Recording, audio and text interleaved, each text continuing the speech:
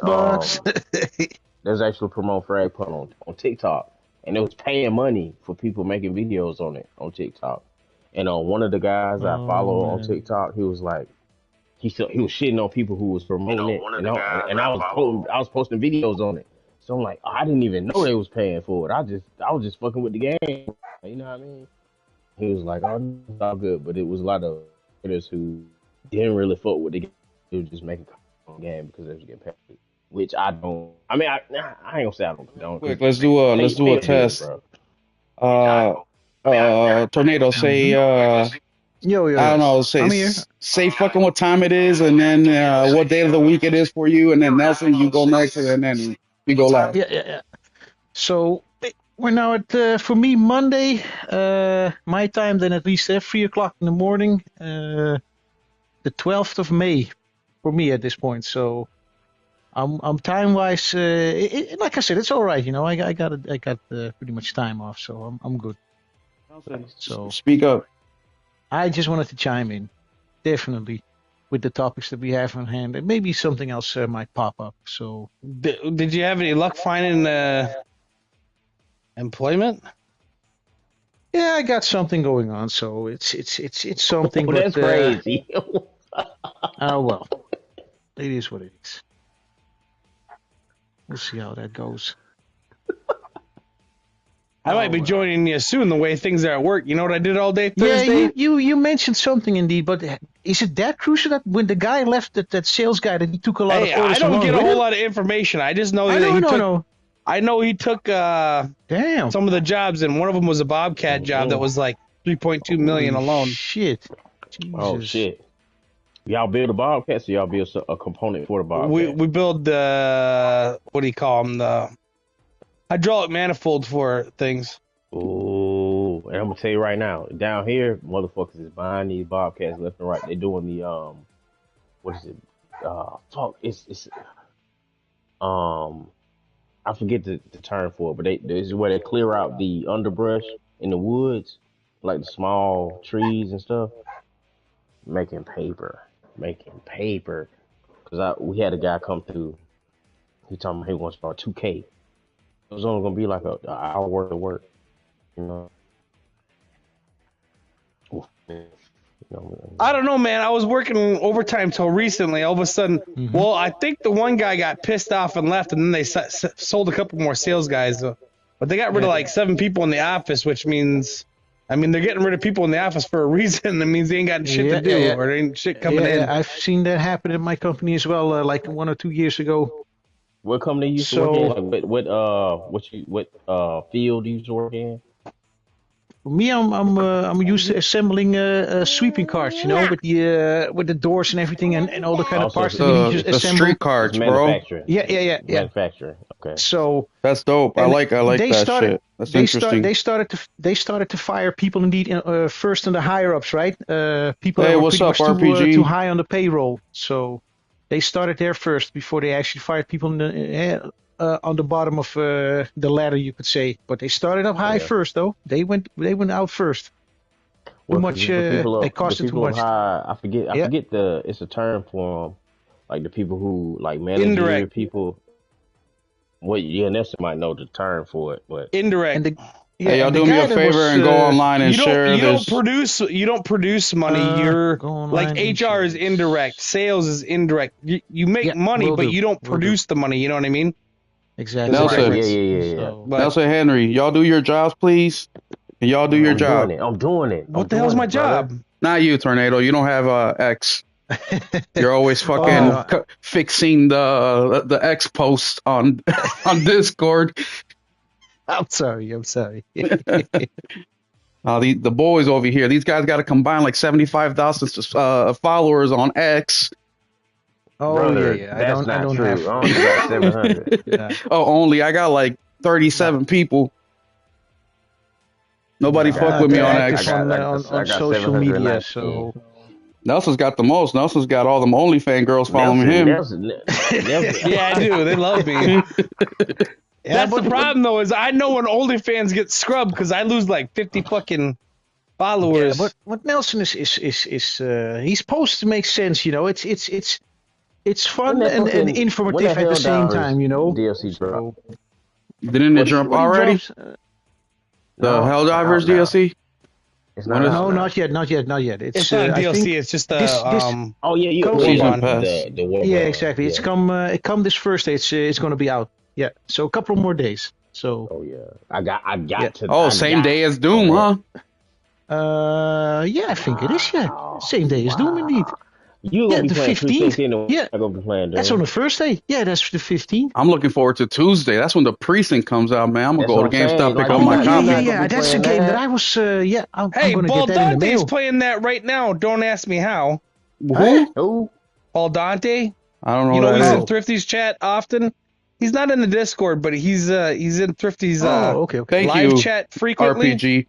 RPG doing his job. He ain't even on the podcast today. Oh, okay. What, he got a code or something? I don't know. I can't answer. Bro, it could have been as simple as Walmart mailed it to him early. Walmart always mails shit early, dude. Yeah, or he got to contact us at a game store that he got it earlier copy, you know? Yeah, you know, I used to Walmart be early, bro, for real. Yeah.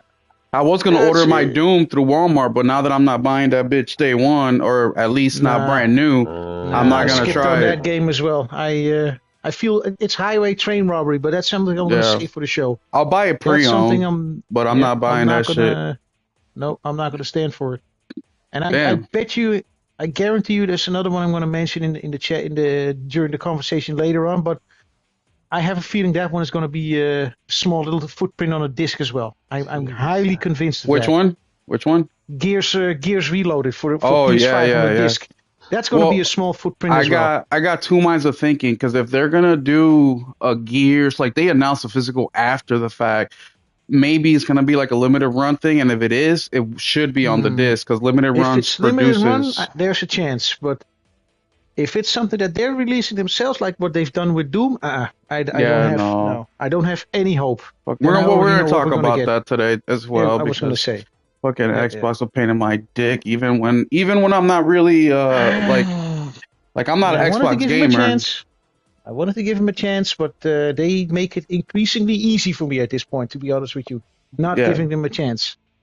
It's like, bro, I'm not even interested in your games like that, and on top of that, you can't even get me to go over the edge, you know? Like, and I'm the type of person who's like, give me a fucking reason to buy the game. Like, give me any reason. Like, I don't need you to like be like, you show me exquisite shit. It's just like, just give me one little reason, because I buy fucking games. We buy games all the time, y'all. You know what I mean? Like, we sneeze and we buy a fucking game. We might buy a game just because we like the fucking art on it. Yeah, because that blue look cool, so now we're gonna buy it. And the example that I gave for myself, now that I got my copy of Expedition 33, I've yet to play it, but I got it here, sealed up still. I'm going to open it up maybe today, later in the day for me then, that is in the afternoon or in the evening. And then I got like the Gex trilogy, I ordered that one, you know, instead of the Doom, the Dark Ages. What is that, yesterday we was on the phone? Yeah, yesterday. On the phone. Yeah. So my money, instead of going to Doom, the Dark Ages, went to those two games instead. That's now the consequence for them. Not that it matters. It's just one person, but it's a sale that they're missing out. Again, Tornado, at this point, fucking buy Expedition 33 digital and sell your physical copy for like $300. Fucking price is going up on that fucker. Crazy, bro. It was $200 when it came out, and now it's like $300. It's insane. Because I bought it for $49.95. Yeah, me too. I bought it. Well, I got the deluxe edition, the Eclair edition, or whatever the fuck it's called. So I paid $70. But still, bro. I got a normal edition. The Lumiere edition. I'm sorry, Lumiere. Yeah. But you're telling me this is becoming a rare thing then? Yeah. So they only put out like X amount of physical copies, not thinking they were gonna sell that many. And now they're coming out with another batch of physical copies. I asked him how he got the Precinct, and all he said was the controls suck dick. Okay, well. Never mind. I mean, but see, whenever somebody says that, I have to like if Nelson told me the controls suck dick, then I believe him. But like somebody I don't know, because you know, like what kind of games you play? Myself. What kind of games you play? That's what I'm saying. That's what I'm saying, bro. It's like, okay, I need to get my hands on it because look, I was listening. I put more stock in people like if Will say some shit, his ass. his ass. You know what I mean? I'm not, bro. Will, sure. He's the treasure trove of gaming. As long as it's got more than 240 bits, he'll play it. Yeah, basically. But here's the thing: but I don't say all those games are good though. Yeah, and he says it's not good or whatnot, or if it's good, I'd rather take him as for his merit, because I'm like, hey, I call him Will. There's a reason why I call him the treasure trove of gaming, right? He buys a lot of games and he plays a lot of games and finishes them off and whatnot. So I'd rather believe him than someone else instead, or Nelson, or I'll take it from Henry. But other people or suckers that we see on online, scumbags as I like to call them, I'm like, nah. Well, dude, I don't trust I was watching or listening to a popular podcast, gaming podcast. Everybody here knows who it is. But one of the guests on that panel, he pisses a lot of people off all the time, obviously. But they were talking about Death Stranding, and he doesn't like Death Stranding. I don't blame him, but I don't like it either. But the thing that really pissed me off about what he was saying is like, yeah, I still have plenty of games to play. Like I got Assassin's Creed, Monster Hunter World, and he named all the games that released this year. And I'm like, well, what the fuck you been playing, dude? Shit, bro. Like, what the fuck you been playing that you ain't play at least 2 of those games? Like, we're in month 5, my guy. Like, you still didn't play Monster Hunter World? You still haven't played fucking Expedition 33? Monster Hunter World don't take long to beat. It don't take long to beat. It's like, what the fuck are you playing? No, like, what are you playing? Oh, and then he said Kazam. What's the name? Kazam. What is it? Kazam. The first Berserker Kazam. Yeah, Berserker. I'm like, bro, that game came out in like February or March. Like, what the fuck have you been playing?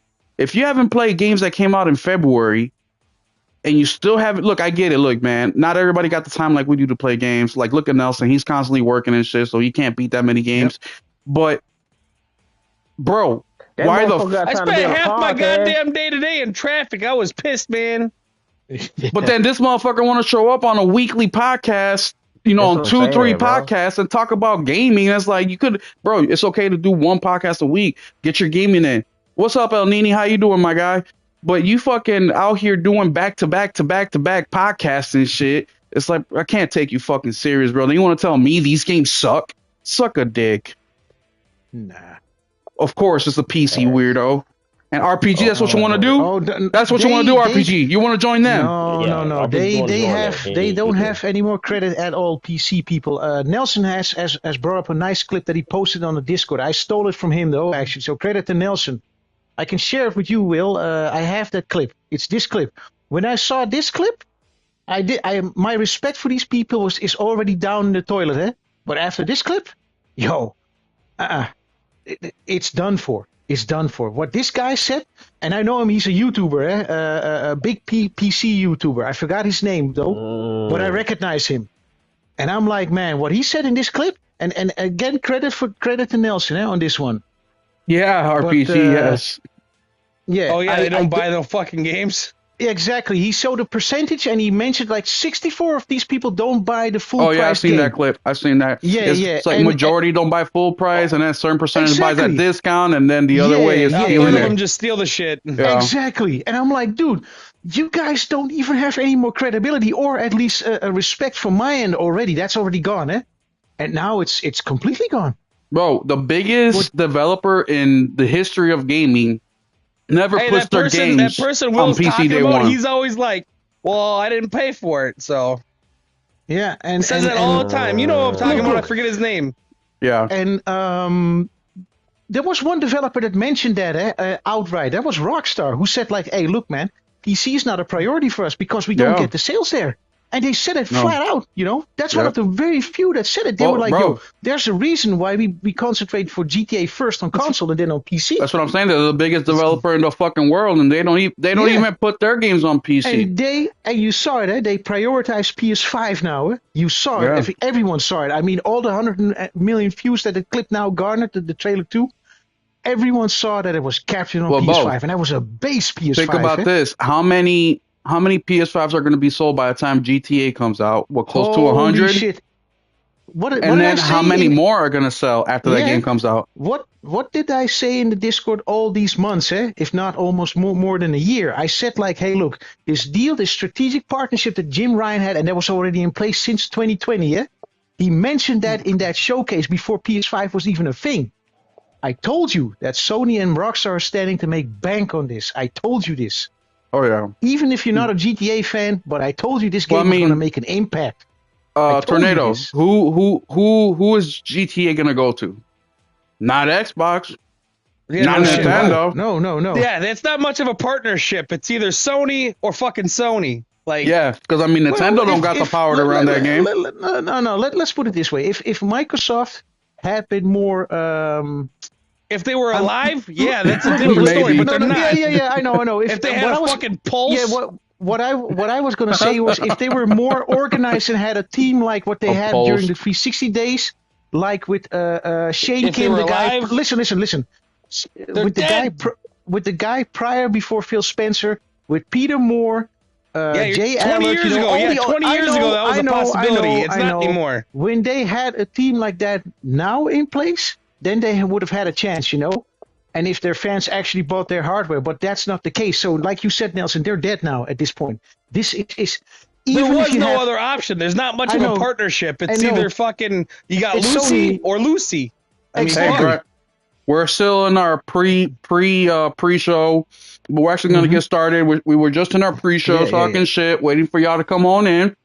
But welcome to the state of gaming, gamers. Today is Mother's Day. Shout out to all the physical copy. He got a physical copy early. Okay, good for him. Yeah, see, there you go. I told you. Today is Mother's Day.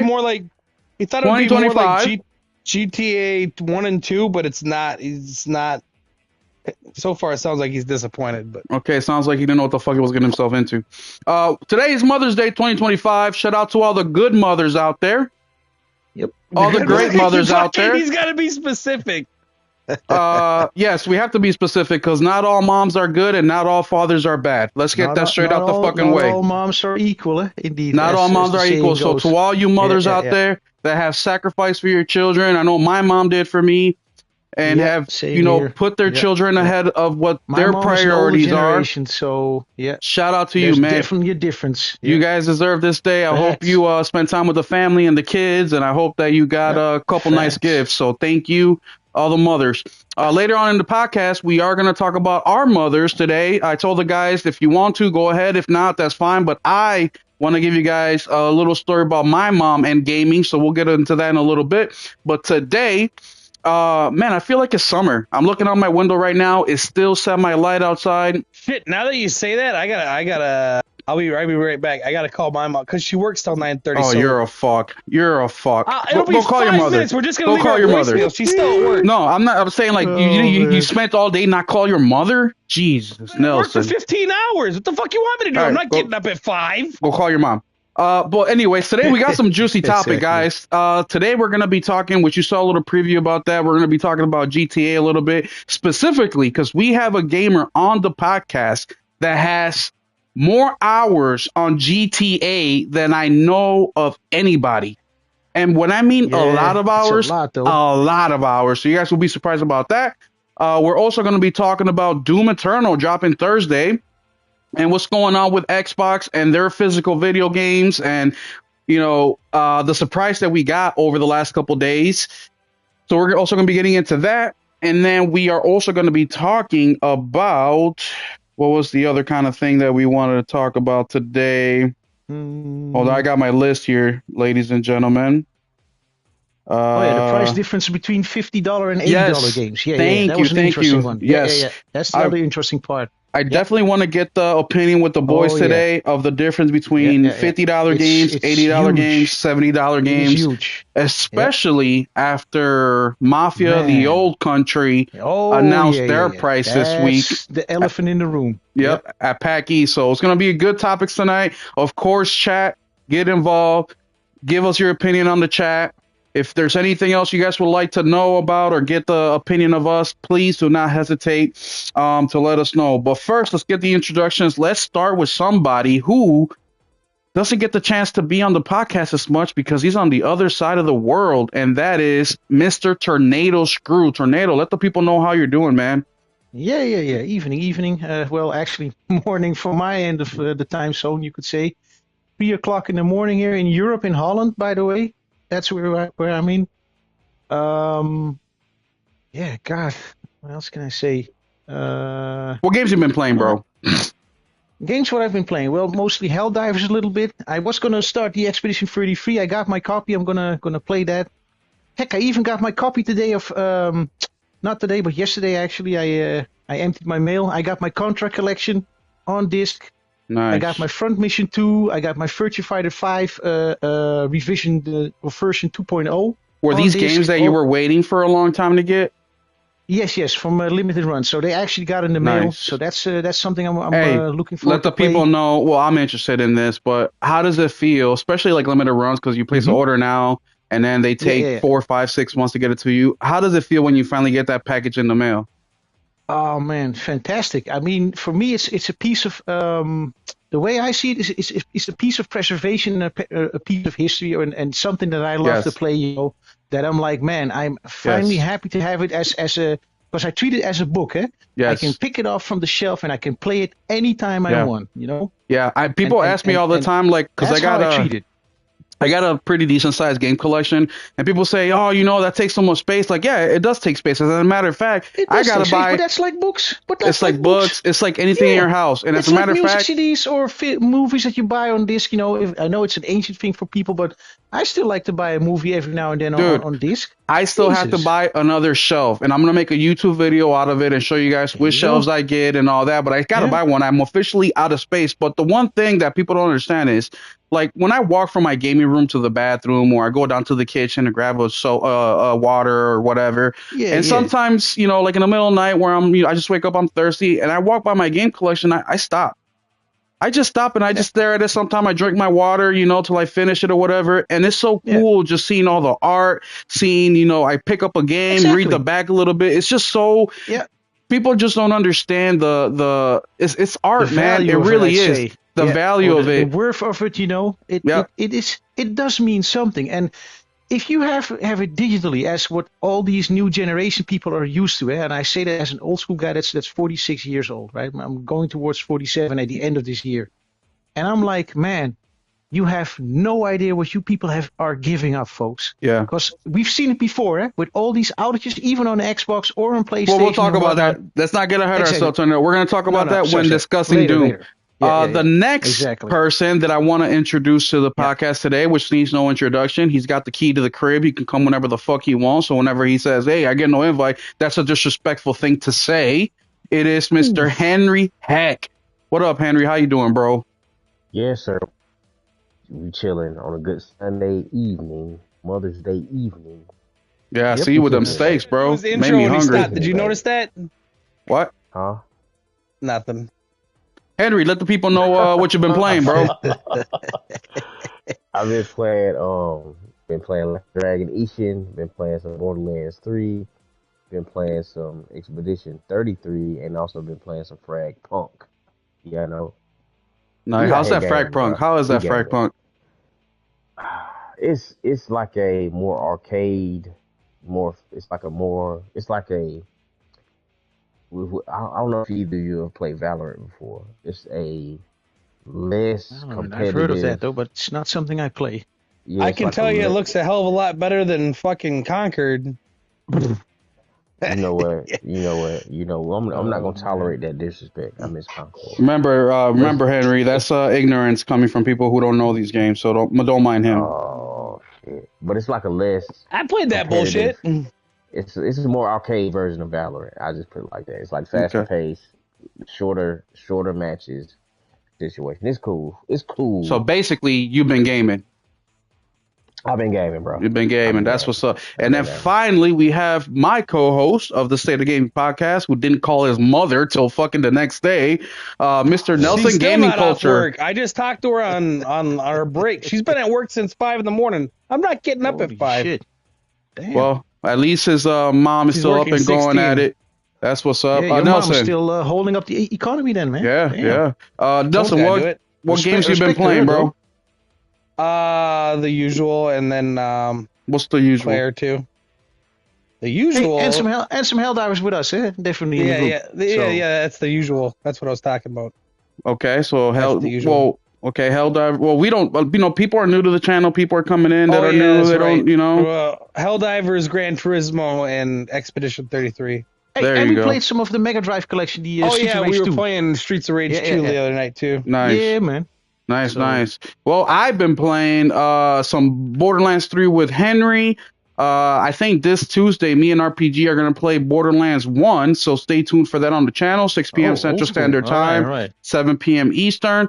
I also started playing Lollipop Chainsaw Repop, which subscriber to the channel requested I make a Will It Play with No Internet video, which I recorded today, and I was like, you know what? I should play this game. I've had it from Limited Run Games for a while. I haven't played it, and I think I'm on the last boss fight. So you guys might see me finish the game out that I started today. Super short game, 6 hours, but replayability is crazy. If you played Lollipop Chainsaw, you know that you get scored and graded and a whole bunch of unlocks and collectibles and shit like that. But the action is super simple, super fun, and replayability is crazy. So those are the games that I've been playing. I already beat Expedition 33 last Sunday before the State of Game podcast. I just got it. Which is the reason why we were about 10 minutes late, was because of me, because I was trying to wrap it up. That was a game that you feel like you're going to be ending, but then it just keeps going and going and going. So don't get confused when you think it's the end, because more than likely there's more to be played. And then, so that's what I've been playing. This week, I am looking forward to The Precinct. For those of you guys that were here in the show earlier or at the start time, we talked a little bit about that. One of our acquaintances got the game early. He doesn't like it, said that the controls feel fucked up or some shit. We also have Doom coming out this week. Give it a shot. I'm already ordered it, and I'm not going to back out on it. I think it looks dope, and I'll make my mind up for myself. I'm going in. Yeah. But this week we have a huge game, which will be our first topic of the evening. We have a huge game coming up, and on Thursday, June 15th, May 15th, we have Doom, what's it called? The Eternal... The Dark Ages. The Dark Ages. I'm thinking Doom Eternal from 2020. No. Doom The Dark Ages comes out this Thursday. Now, reviews to me, they've been kind of hit or miss with the game. I don't know if I'm not watching everything or what, but gameplay is Doom and everything else is kind of lacking from what I hear. Yeah, which is surprising to me, because that's the part that I was looking most for towards Doom, is that I do like the more story, the more they said the story's a drop off. I'm like, how do you drop off from the other two? There was no story. There wasn't nothing. How can it be worse than non-existent? Yeah, it's fucking weird. Say it should have been definitely on top of what they had previously, you know. Yeah, going back in time, you'd think there'd be a whole origin story, but whatever. I don't know. That's not their strength. No, but either way, more story than they've ever had before, because they really don't have a story.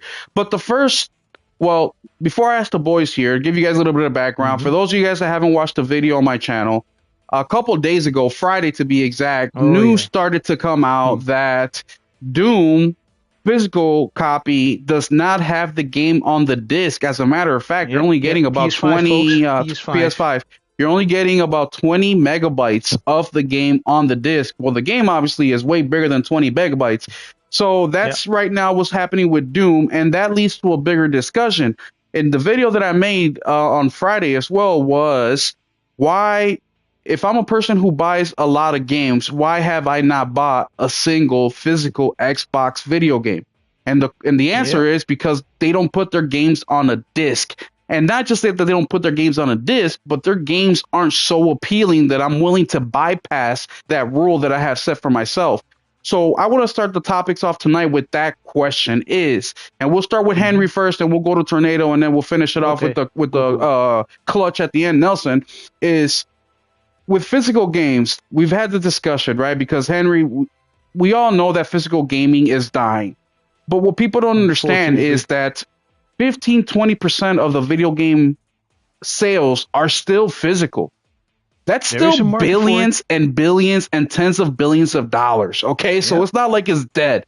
Henry, what do you think, especially with Phil talking about preservation, do you think with Doom and all the games that are coming over from Xbox, like Indiana Jones, Doom, obviously Forza didn't even get a freaking physical game. No physical for that game. No. Do you think that Xbox is in a position where they can afford to not put the games on the actual disc themselves? Do you think that they're that strong and that big where they're games where they can say, hey, I don't need to do this because you guys are going to buy it anyways? Do you think they're at that level? And what's the importance of them putting the game on the actual disc?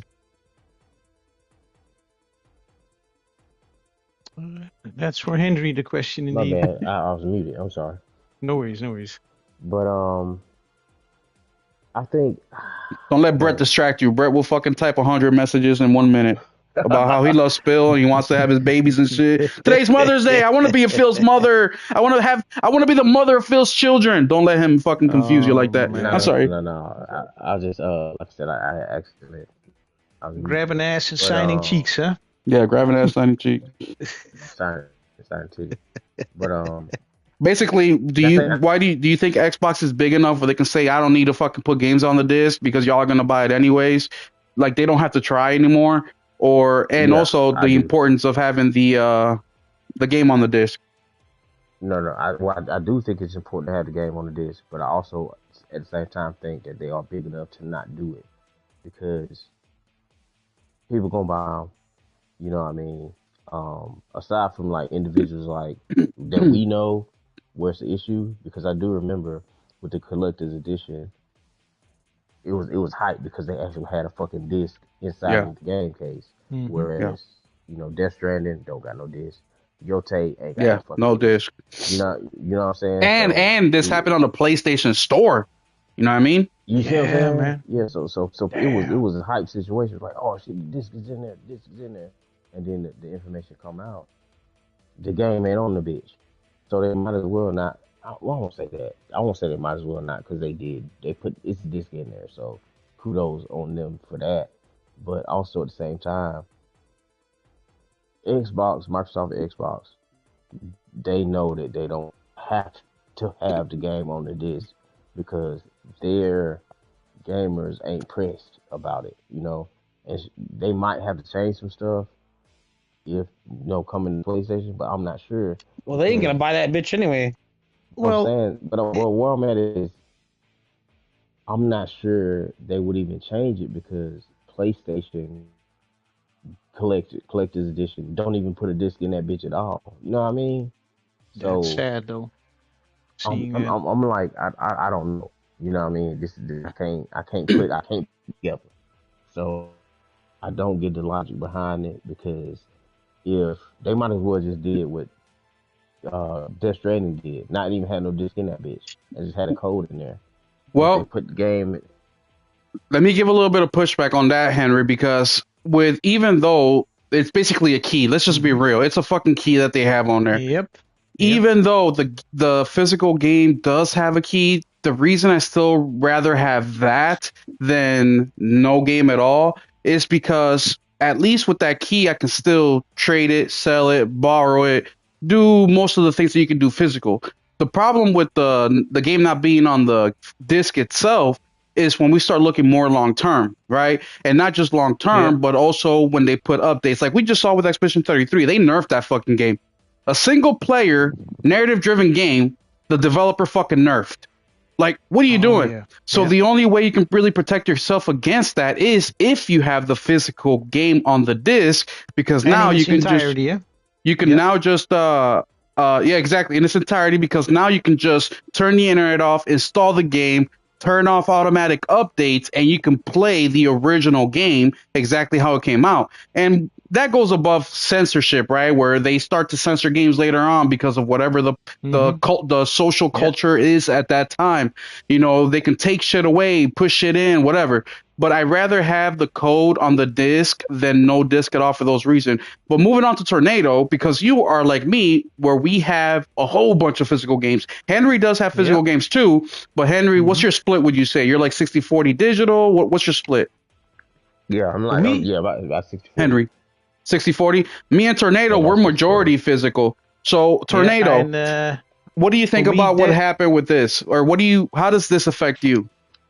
For me, it does affect me big time. If I look at my split, I'm definitely 85-15, maybe even 90-10. And that's physical, mostly.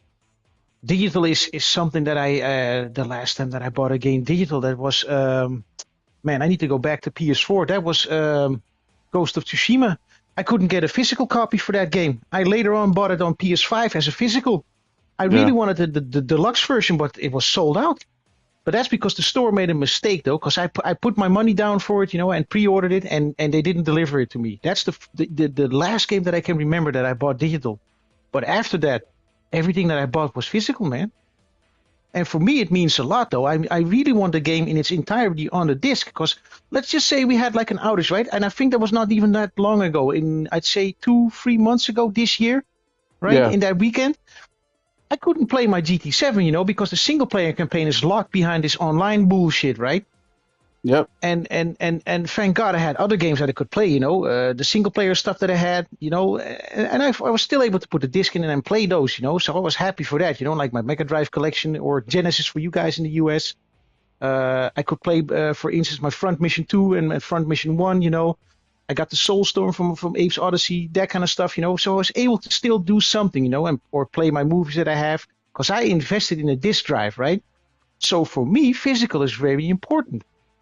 And I don't get it. I mean, I keep seeing people still looking for a disc drive. Sometimes they're sold out. Now they're back in stock again, now they're cheaper, especially in the US. And I remember really well that I bought my disc drive last year, a couple of months in advance before the PS5 Pro came out. And I spent 120 euros for that thing, brand new. No regrets. Because I wanted to go physical, Yeah. So I was happy that when I got my Pro on day one last year of November in 2024, right? When I got the package, I slapped that bitch on there. And I was like, we're ready to go. I've invested. And this is where I want to play, for the next, how long this gen may last, before the next one comes out. I wasn't going to invest into a PC because I see still a multitude of problems. So that's not an option for me. I just want my physical games, man. How hard can it be, Yes. And like you said, there is a market still for that.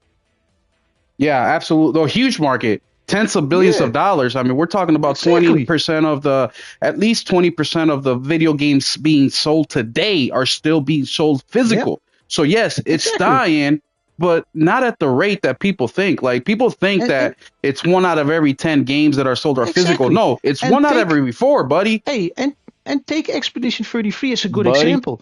The game is sold out that they need to reprint copies, and they're saying it already on social media. The Kepler Interactive people, or Sandfall Interactive, they're saying like, "Hey, look, we know that the game is selling out quick. We're doing our best to replenish the copies as fast as possible as we can." Yeah. So they acknowledge it. They know that there are people that are still want physical. So that's telling. Well, let me ask Nelson a question because we're coming. So Henry is 60-40 split, 60% digital, 40% physical. Me, I'm like 95% physical, 5% digital. Tornado is very similar to me. But Nelson, he's like 99.999. Actually, he's 100% digital. So Nelson, when you hear that Doom is not going to be on the disc, like what does it mean to you? Does it mean anything? Do you not give a fuck? Like when you hear that news, what do you think? Well, I know this has been coming for a while, so I've been prepared. But you just invested in a disc drive yourself, and you made a video clip about it. Yeah, for your Pro. So okay. For movies, I know eventually I'm not going to be able to use this. I mean, that's just well, that's a given. Yeah, okay. But Nelson, you're not using this. It's not the question. The question here is you as a non-physical gamer, when you hear this kind of news, what goes through your mind? Like nothing? Like you don't think anything about it? Like what goes through your head? And it's sad, man. And end of times, I'd say. Seen it coming for a while? That's what it really. Seen what coming for a while? The end of physical? But that's not what we're talking about. We're talking about when you found out Doom is not going to be on the disc. And for any games that are coming out that are on, they have a physical copy, but the game isn't on the physical copy. What up, Hero? What do you think about that? Like, should they even be making a physical copy if they're not going to put it on there? Should they put it on there? Like, what do you think as a digital game owner who doesn't buy any physical games at all? That's what I think. That's what you think. Why not just send a code? There's nothing there. Okay. If we were to bring Nintendo into this conversation, it would be an interesting evening. I tell you that. Yeah. Well, Nelson basically is our Nintendo of the podcast. He just loves fucking Nintendo's nuts all on him. But Nelson, one more question for you. What do you think the importance of physical games is? Do you think it's a very important thing? It's not important? Who cares? What do you think about that? I always like having the option. It's just, I've seen it going the way of the dodo bird for a while. Soon as the internet's readily available in almost all parts of the world, which gets a little closer every year, I mean, they're not going to support that anymore. Once again, Nelson is completely digital. And I've told Nelson this before, he knows, but one of my biggest fear, the reason I dislike digital, look, I don't dislike digital because of the convenience. I love the convenience, but I know how these companies work. They're looking out for themselves. They don't care about us, right? And I tell Nelson, all it takes is for you on this chat is to say the wrong thing and PlayStation says, we don't like that. Your account is blocked. You just lost out on all your fucking games. That's my number one reason of going physical. Yeah. Is because PlayStation, Xbox, Nintendo isn't going to come knocking on my door and say, hey, you said a naughty word or you did something we don't like. Give us all your games, please. Yeah. That's never going to fucking happen. They're going to regret they never came to my fucking house and knocked on my fucking door if that ever happened. To back you up on that one, Will, just not so long ago, I'd say 1 or 2 weeks ago, I was we have this group chat thingy on the PlayStation, right? In a chat group that we have. And I tried to send like a GIF picture, like the bat signal, eh? Mm-hmm. The actual, for those that know Batman, right? He has like this bat signal that he goes through, right? And I wanted to send like the bat signal itself as a GIF picture in that chat. Did you know I got flagged for that because I apparently was putting in how did they phrase that? It was inappropriate content. Yeah, that's how they flagged it. And I was like, wait a minute, I'm just sending in a GIF of a bat signal of a lamp that's shining a light that looks like the Batman logo, right? Yeah. And that's flagged for being an inappropriate thingy. And I'm like, dude, what is this? Yeah. And like you said, if your account is locked and you have digital games on it, you're fucked. Yeah. So that goes harmless bat signal, eh? Then that happened to me too. I said the story a while ago where me and a friend are chatting on PlayStation chat, and I say something like, "Yeah, that game was ass," and the next day the word "ass" in that whole section was completely gone, and I'm like, "Yeah, I got flagged." And I'm telling him, like, "Bro, did you report this?" He's like, "No, bro, I was about to ask you the same shit," and just one conversation, but. Yeah. What physical or what digital game owners don't understand, right? Because they see this conversation, they're like, "Oh, these fucking physical gamer guys!" Like, shut the fuck up. Look, it has consequence for their account because huge you do something consequences. Wrong, they ban you, and you don't have access to it. You're not just that. Fucked. When we get to the point, also your DLC, yeah, also eventually, your DLC, and everything. When we get to the point that physical goes completely away, right, where they say the PS6, PS7 comes out, there's no disc drive, no way of playing physical games, and everybody is forced to buy digital, do you think that the digital way is going to get stricter or more lenient? Stricter. What do you think is going to happen when a gamer can't say, "Oh, you blocked my account? I'll just go buy another PlayStation, register with another email, get a disc drive, and keep playing my games," right? Yeah. What do you think they're going to get more stricter or more lenient? Like, wake up, guys. You should be part of this fight that we are having because this isn't just for the future of physical gamers. This is also for the future of all gamers. For everyone. Yep, you know, you spend $70, $80 for a digital fucking game that at any time the developer, PlayStation, can say, "Hey, you know what? We want to nerf this shit. There's nothing you can do about it." And worse, what these people don't realize, they only realize it when there's an outage. Then everyone cries like, "Oh shit, it ain't working. I can't access my library." And like, yeah, bitch, we told you this. Everything that's digital is you're gonna be locked out. And it's already happening if you are not your PlayStation is not the primary console, but you do have physical. It happens with that as well. That happened to me. I was fucking heated. Yeah, I was smart enough to, I'd say lucky, I was actually smart enough to do it already on day one when I had my PS5 Pro to make that the primary last year, you know. Yeah. So I didn't, it wasn't affecting me. The only thing that affected me was that the games that had an online component I couldn't play, you know, during the outage, but everything else worked for me, you know. Well, my problem was I have my son, we got we have 3 PS5s in the house, so it's a little bit more difficult, you know, so I don't spend double the money. But I want to move on from the physical conversation because actually there's one more topic in the physical conversation that I want to ask you guys about. We'll start with Henry. So Henry, we know that Doom is not going to be on the disc. We know Indiana Jones hasn't been on the disc. Forza isn't on the disc, right? Because it's 100 and whatever. Gears is going to be the next one.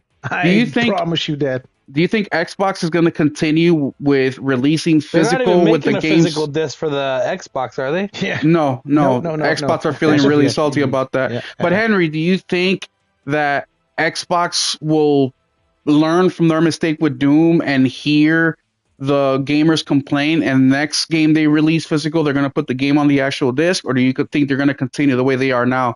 What do you think about that, Henry?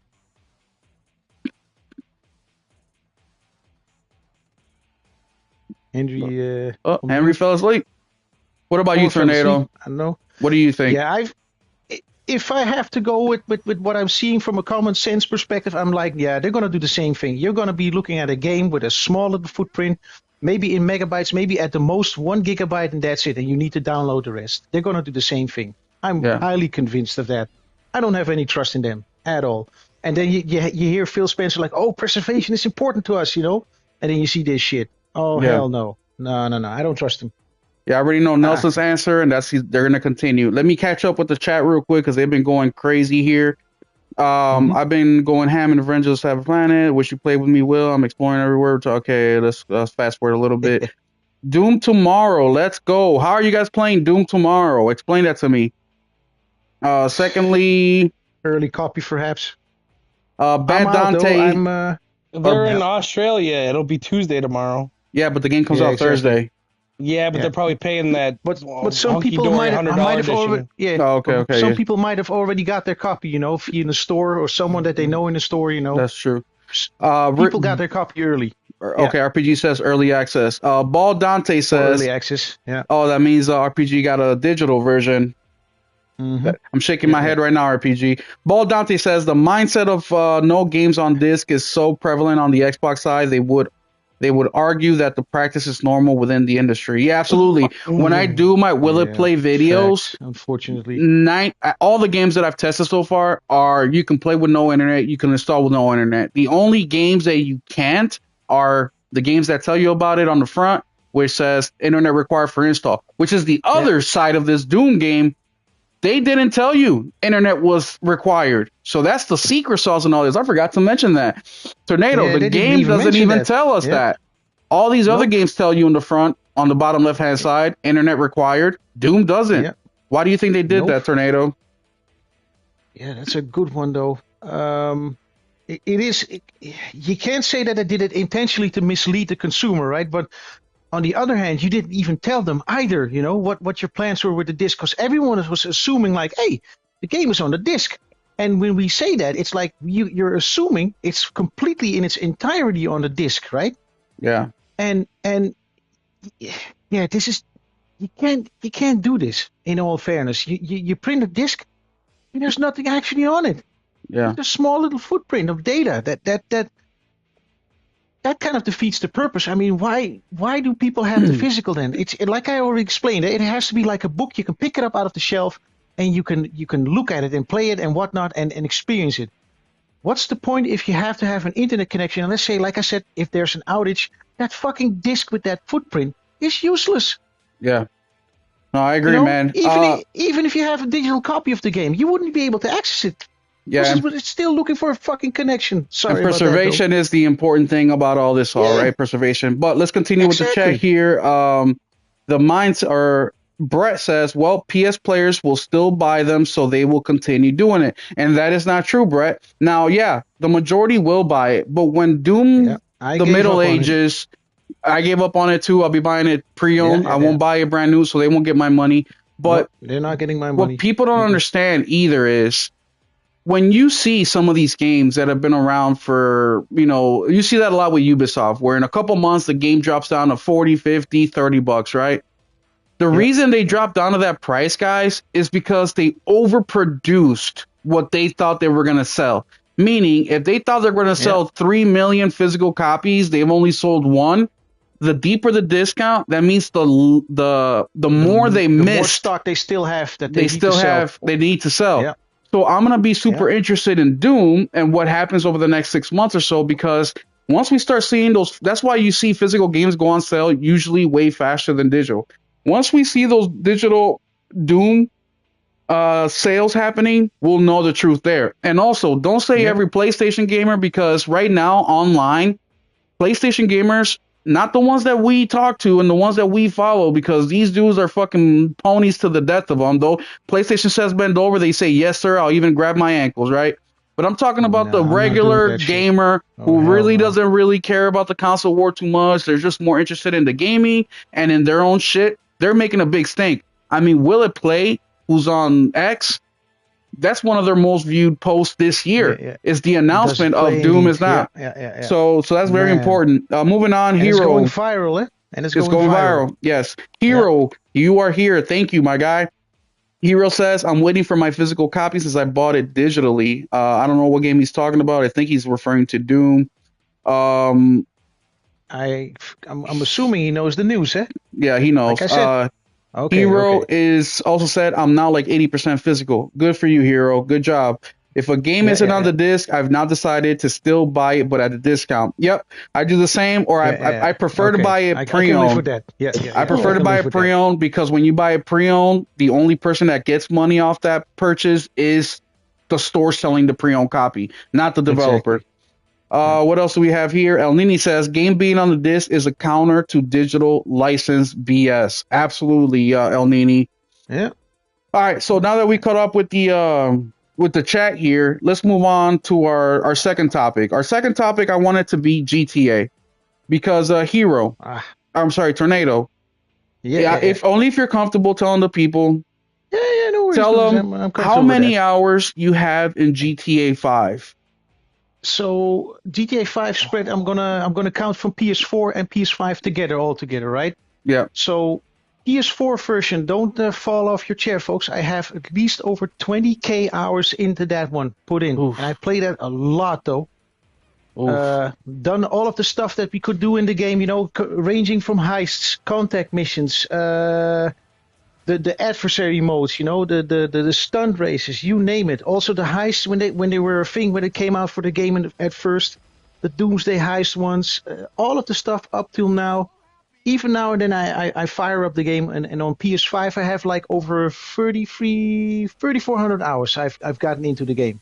That's on PS5. So in total I've spent at least 24k hours in the GTA Online realm, right? Jeez. And that's a small little portion of the single player as well going along with it. So I've seen quite a bit of the game, how it works online, and also in the single player, what you can do with it, how the characters are. It's a shame, though, that I have to say that there was a single-player expansion promised for GTA 5, right? But you could tell if you played online like me, you could tell that they kind of made certain parts of that and actually released it as an online DLC, right? In chunks. So you could clearly tell, like, that was actually planned as a single-player thingy, but they chopped it up in parts and kind of changed it here and there. Not what people want to hear. Now, the reason I ask you how many hours you have is because I want the people to understand that when we talk about GTA and we get Tornado's opinion, it's something I'm kind of looking forward to. This dude has more hours than anybody I know combined. Now, we all saw the trailer too. Nelson's not interested in it. I really didn't get Henry's opinion. Henry, you still here with us? Well, Tornado. I'm hoping he is. What do you think of the second trailer that we got? At first I was kind of a little bit apprehensive because I have to be honest, when I saw the first trailer, not excited, but the second one does. This one hits it for me on all the right notes so far, what I'm seeing, right? So I'm liking what I'm seeing, especially how they fleshed out the world, how they introduced the characters, in the beginning already you see Jason doing something on his own house, and you kind of have a feel like where the story is going, right? Because the old guy that's coming towards his house is already saying like to him, like, hey, look, man, go get my checks, And Jason's like, okay, cool. And by the way, why don't you love me? Something like that when he walks through the door, and you kind of get a feel for what's going on, right? And you see him driving around. They give a good glimpse of the world. You can tell that they made a jump in technology-wise. At least I can see it, because I've been playing this for a long time. So even though it's all, it's a mixture of gameplay and cutscenes, right? Mm-hmm. And I can clearly tell, like, hey, this is going to be a jump up, though. And I'm kind of, I wouldn't say hopeful, but I'm more like, I'm kind of excited to see what they're going to do for the PS5 Pro specifically, because I have a feeling like this delay cannot be a coincidence, right? Knowing that a new version of PSSR is also coming out for the PS5. there has to be some sort of way or shape or form or a team that Sony's sending over there like, hey, man, we're going to help you engineer this stuff and put it into your game. Well, Tornado, you're not going to sit. What do you think of the people that keep saying Rockstar has never released a game at 60 frames per second, so why would they do it now? The GPU is still the same. Assassin's Creed, neither is Sony. Yeah, until this gen. That is no true. Open world game has ever been over 30 until hold up. True, but those games they're not Rockstar. They don't push gaming the way that Rockstar does. Then I'm going to take Rockstar's own game, funnily enough, GTA 5. They have a performance mode that runs with an RT.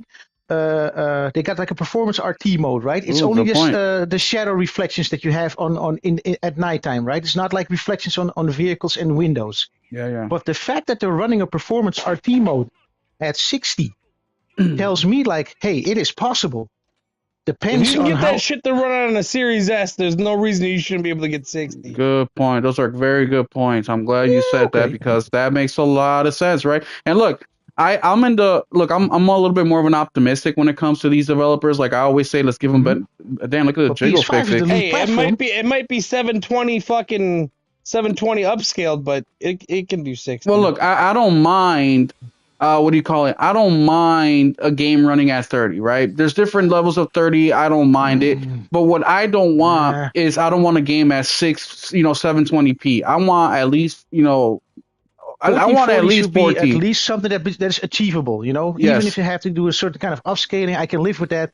If I don't see the breakups and everything, right? A stable 1440p, if they upscale it, I can live with that, Even if they introduce like what Wukong has and Monster Hunter Wilds, if they come up with like 120 hertz mode and that runs at 40 FPS, right? I can live with that. But 30, man, like I said, and I say from experience, man, playing GTA 5 when I made the jump from PS4 to PS5, right? And I saw this performance mode thingy and I tried it out on day one immediately. I have never switched back, man. Even though it was visually a lot prettier. But running at 30 FPS, I couldn't do it anymore, man. When I made the jump from PS4, I couldn't do it. I had to stick with 60. Even though it was a drop in visuals. And like you saw when the PS5 Pro was announced, Mark Cerny detailed the numbers saying like 2/3 of people switch to performance mode because they want the FPS. That's 75%, man. And I'm one of them. I don't want to go back to 30. I can't do it anymore. I'm sorry. Yeah. Now, also remember, guys, in 4 days, Rockstar's second trailer has hit over 100 million views. People are waiting on that shit. They're clamoring for it. How big do you think this game is going to be? With fucking, the game is going to make billions of dollars be made. Even if it's 15% of the population won't play it because it's 60, you're talking about billions of dollars that they won't get if they don't. They'll get it. There's going to be a 40 FPS mode at the minimum. That shit might 60? Render at fucking 240p upscaled, but they'll fucking.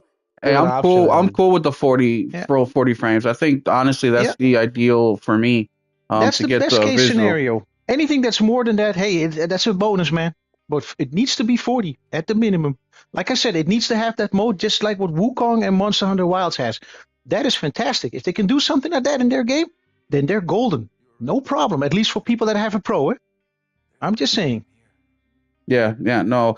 Well, with Grand Theft Auto coming out next year, we don't know if it got delayed or not because it did get delayed because they said it was going to come out 2025 and it got pushed to 2026. So it did get delayed. But that gives a lot of breathing room to a lot of developers who were quite unsure on when to release their games, right? Yeah.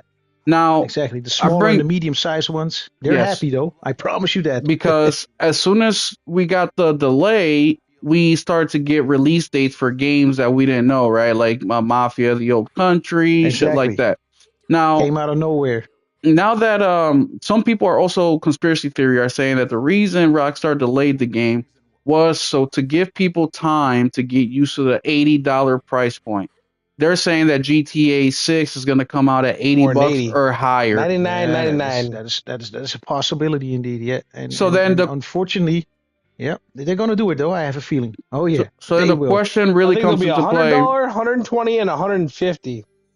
So then the question comes into play is right now we have games that are releasing that are $50 and under. We have games that are coming out at 70, and starting in June, we have games that will be 80, Nintendo.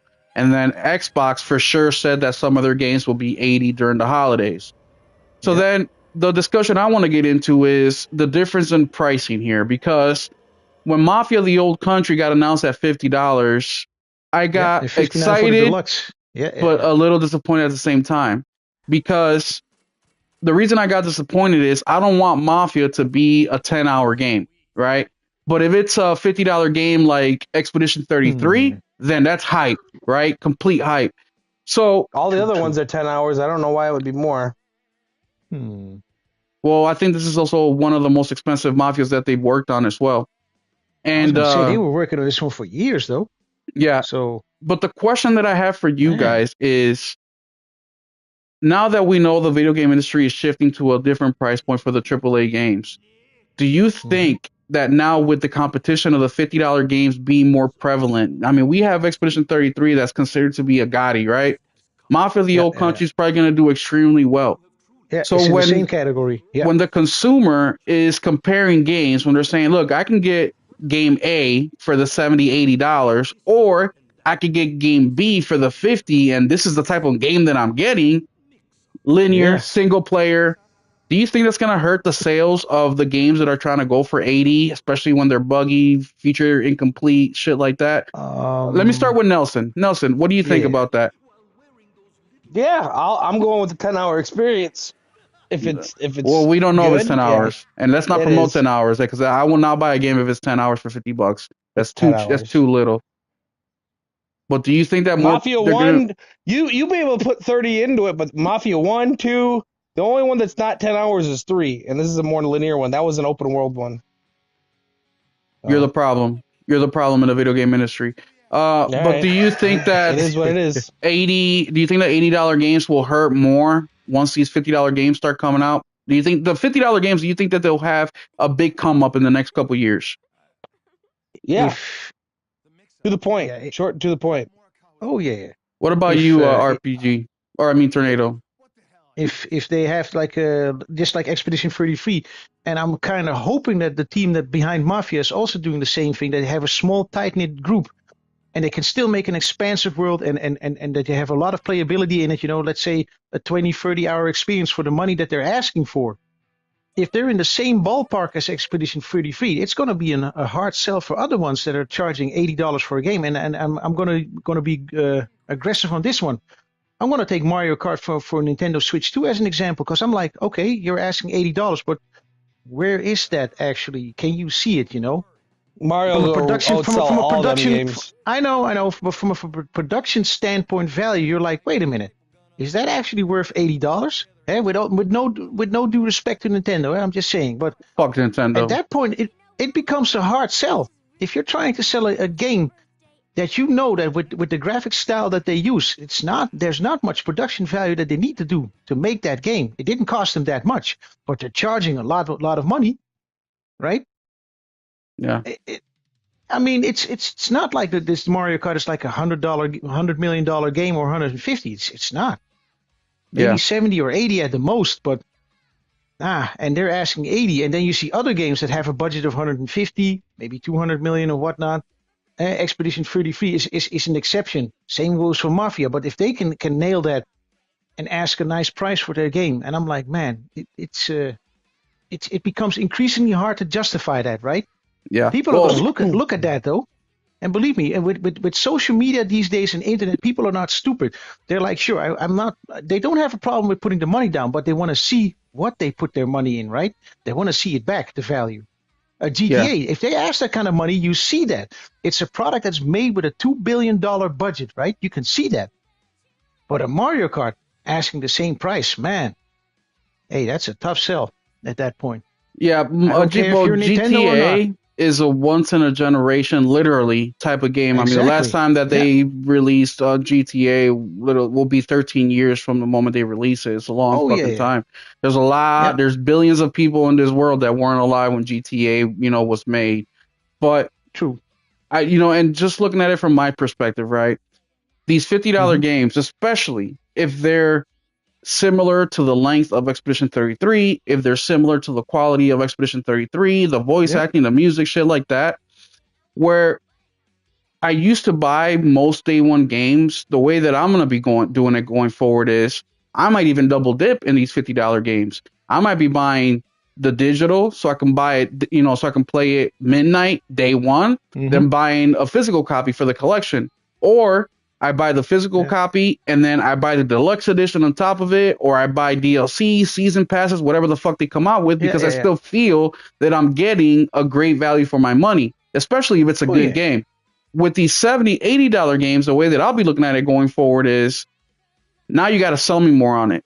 Now I'm really going to be paying attention to the reviewers, because when it comes to video games, I don't pay attention to reviewers, right? The only thing that I look for reviewers to, and they completely dropped the ball on this, is the game working properly? How buggy is it? Can you get it physical? Is it physical on the disc or not? Is it feature complete? To you? Yes, that's what I look for in reviews. I don't look for is a story good, is the game. I don't give a fuck about that because I don't think any of these reviewers play games any fucking ways. I get that from you guys. But now it's gonna be okay. Instead of me buying 3 day one games at $70-$80 in 1 month, I'm only gonna buy one, but I'll be spending $50 on 4 or 5 games that are $50 instead. And I think that with the economy the way it is, the cost of living, I think more people, because look, let's be real, not everybody plays games like we do. I mean, look at Nelson. He's fucking beating one game every couple months because he works so damn much. So he's only getting in 5 hours a week in gaming if he's lucky, 6, 7. Well, I'm playing a lot of Helldivers and. Yeah. For him, I put him in the category of like, hey man, every dollar matters. So that means you got to sell me on a product that values my expenditure at that point. Yeah. That means, like you said, the game has to be feature complete. Pretty much everything on top of it. It needs to be good. It needs to be hitting on day one. Simple as. Exactly. Yeah. If these developers are gonna ask for 80, then they need to come out with a complete product. Show me why I'm spending $80 indeed on that. Yeah, that's what it comes down to.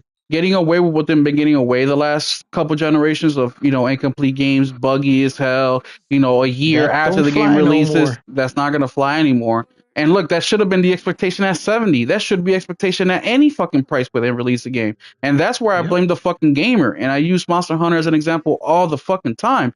People bitch about that game, the way that it's set up. And but yet it sold 8 million copies, 8 million copies. Last time I checked. 8 million copies. Dude, 1 million copies in the first 6 hours. Fucking insane. Yeah.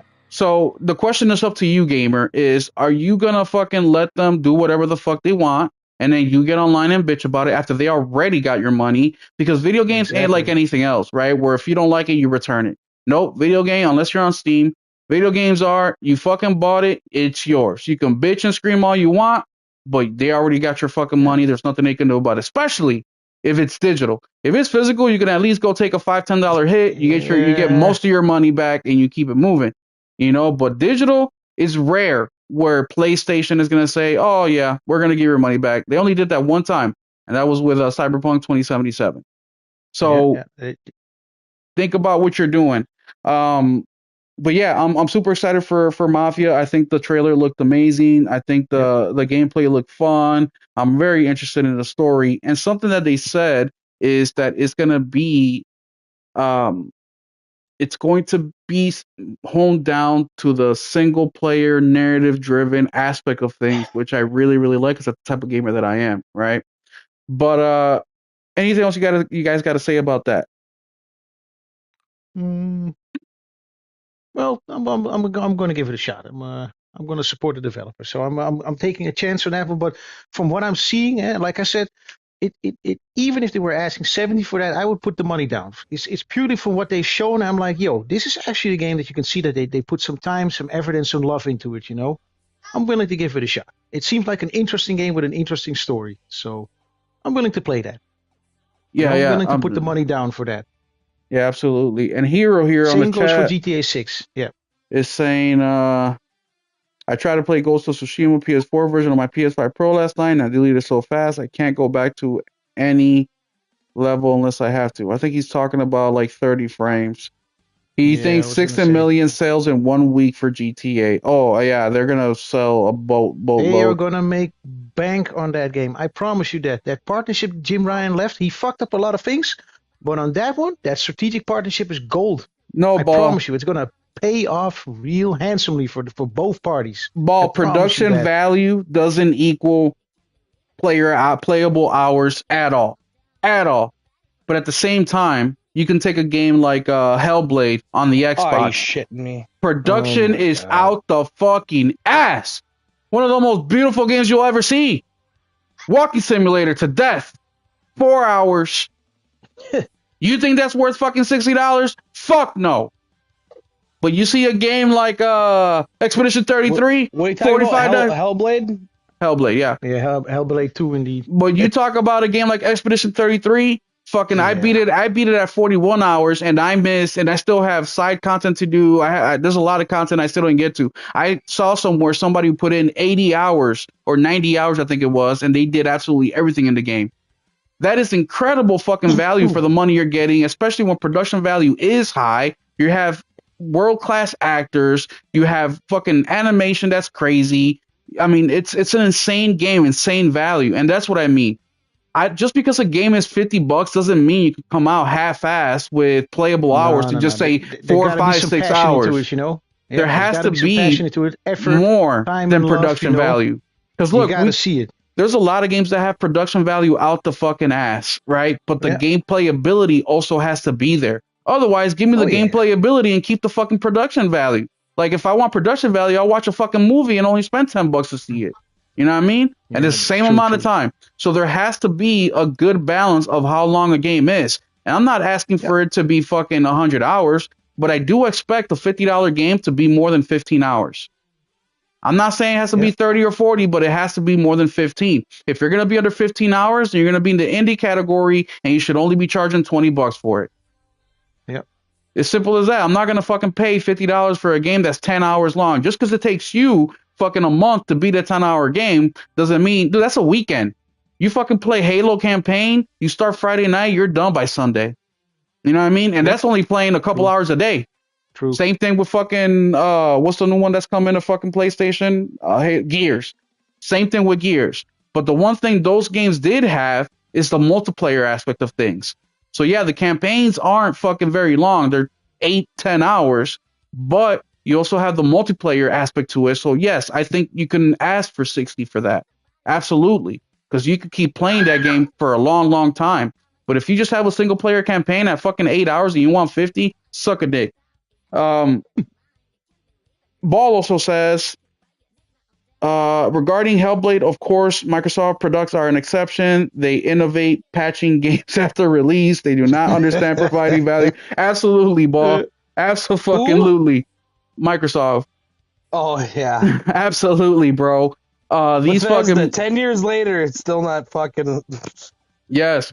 And these fucking dudes are so hard on for fucking Xbox and Bethesda's. Like, bro, because of them, the modding business is going so strong in the PC world because they got to spend all this time fixing the fucking game that these developers come out with, you know? Like, to me, that's completely fucking unacceptable, bro. Imagine you're getting a Big Mac meal at McDonald's and they give you your burger and then they say, yeah, in about 20 more minutes, we'll give you your fries. And 20 minutes after that, you'll get your drink. And then 20 minutes after that, you'll get your ketchup. You're going to be looking at it like, what the fuck? But in the video game industry... fucking Starfield eventually got a 60. It just took them like a year. Yeah. I was going to say, they added that later indeed. Yeah, but in the video game industry, we fucking, we allow that shit. Like, fuck that, dude. I'm actually glad that Nelson brought that up, even though we're going backtracking to GTA 6.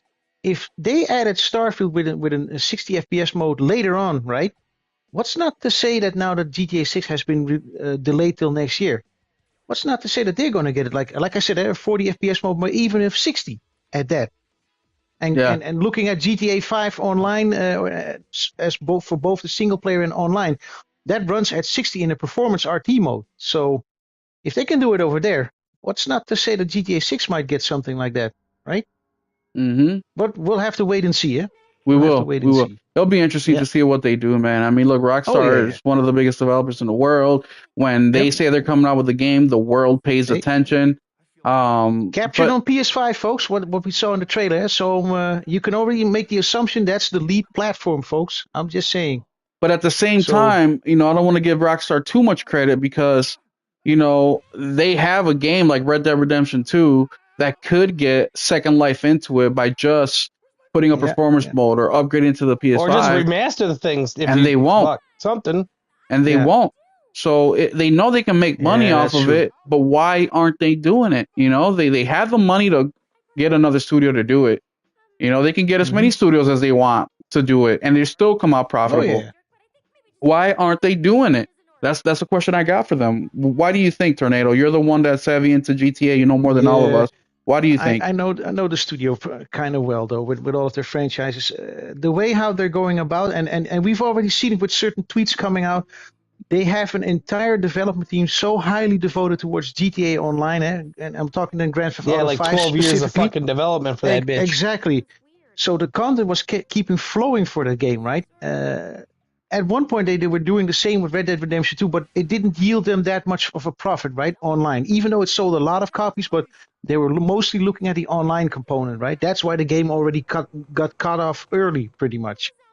And now you see that they're focusing so heavily on GTA 6 that they have to outsource it to other studios to do that thingy that what Will is asking for. Hey, put Red Dead Redemption 2 on a 60 FPS mode. But the problem is, who's going to do that then? Who's going to take care of that? And if they want to do that, which studio is capable of doing that, for them? Because they're not going to do it because all of their developers are working on GTA 6 at this point, right? And there's a skeleton crew working on GTA 5 online at this point as we speak, right? Well, when can we just be real and just say it's greed? At this point, then I'd say yes, but that's more like I've always said it for many years. Strauss Zelnick is pretty much calling the shots there. It's not the developers or even the president that's sitting there, Sam Houser. He's not calling the shots there, unfortunately. It is Strauss Zelnick. He's calling the shots as the CEO of Take-Two. The developers, they're just doing their job. What Strauss Zelnick is telling them to do. It's that simple. Unfortunately, I hate to say it. And it does come down to greed then at that point. Unfortunately, you saw it with the definitive edition of the Grand Theft Auto releases, right? With Vice City, Grand Theft Auto 3, and San Andreas in that package, right? That was fucked up because of Grove Street Studio fucking up so badly. But that's an outsourced project, Which, by the way, guys, tomorrow I'm dropping a Will It Play With No Internet Grand Theft Auto trilogy. Oh, yeah. So that's the next thingy. Luckily for them that they kind of put another studio on it. It's, what's that studio called? Video Game Deluxe, I believe. And they kind of cleaned it up, all of the mess that Grove Street kind of made of the game, right? So it's now in a more playable state, what it's supposed to be on day one. But it took them more than 3 years, right? And they took off Grove Street from that project. Thank God that they did, though. Right. Well, I'm putting this shit to easy. Fuck this shit. But we'll have to wait and see, Will. I kind of hope that they put some studio on Red Dead Redemption 2 at one point. Let's hope that happens. And we'll have to see what happens with GTA 6 going forward. Cocksucker refilled his full health. Well, I missed the days of, Rockstar coming out with multiple games. Yeah. It's just, Rockstar has changed the moment GTA 5 Online went online, man. And that's since the PS3, Xbox 360 days. As soon as they started smelling the money and things have changed within the company, a lot of old people have left there. And like I said, the thing that I find most interesting is the split between the two brothers, that Dan Houser left the company and Sam is still there at Rockstar, right? And Dan Houser is now working in his own company called Absurd Ventures. That is something to me for all these years that is still the thing that I thought it would never happen, I mean, they're two brothers. You wouldn't leave your other brother behind, right? It's just weird to me. Still is to this day.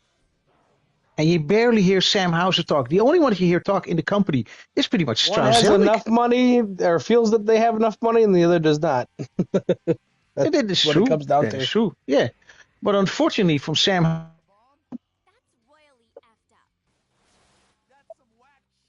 not the developers. Yeah. Because look, when GTA 6 comes out, I'm going to play the campaign mode and I'm going to drop that game. That's it. That's all they're gonna get out of me. I'm gonna invest into the online mode. I highly enjoy that, so I'm kind of expecting. I have a certain kind of expectation, like, hey, you can do a lot of cool stuff within their world, right? If they build that online and then flesh it out with some stunt races and that kind of stuff, there's a lot you can do in there, though. Golfing, you name it, all kinds of activities. So their world map building, is still top notch. There's very little people that can do what they do best, in terms of open world games. So it's going to be a fun experience. I just hope that they get kind of like the freedom that they can do their thingy, with not much of Strauss-Zelnick kind of pointing with the finger on them. So that's all I'm hoping for. Yeah, I'm gonna stick the time in the campaign, and then after that I'll just move on. I'm not gonna be playing multiplayer shit. I don't like multiplayer shit. That's another reason why the $50 games are attracted to me, because they are focusing on the single player narrative aspect. Now look, I don't mind when a game has a multiplayer aspect to it, but a game like Rockstar where it's open world and it's not your typical multiplayer thingy. It's a thing of its own. That's not something I'm interested in. Like, I'm not trying to link up with the boys and fucking buy cars and role play and I don't give a fuck about none of that shit. And that's where they lose me. That's more money they can be making. I mean, I understand that that's your biggest money maker and you want to focus on that, but it's like, just focusing on the one thing leaves you open to one major thing going wrong, and you lose so much, and that's where Rockstar is. I feel like they're in a position where they fuck up one big time and they lose everything they worked on, and that just leaves you for vulnerability, in my opinion. But Nelson, I was going to say too, and that kind of contributes to what you say. Like, you missed the Rockstar of old when they pushed out so many games, and that's the consequence of it. They focused on the online aspect too much. In this case, for Grand Theft Auto, and that's why. Well, that's what the money is. But the problem is, if they fuck that up, they're going out of business, because they're going to be depending on that money for the next 25 years. Yeah. Exactly, and that's the risk that they're taking. And their growth has been so ridiculous. Like.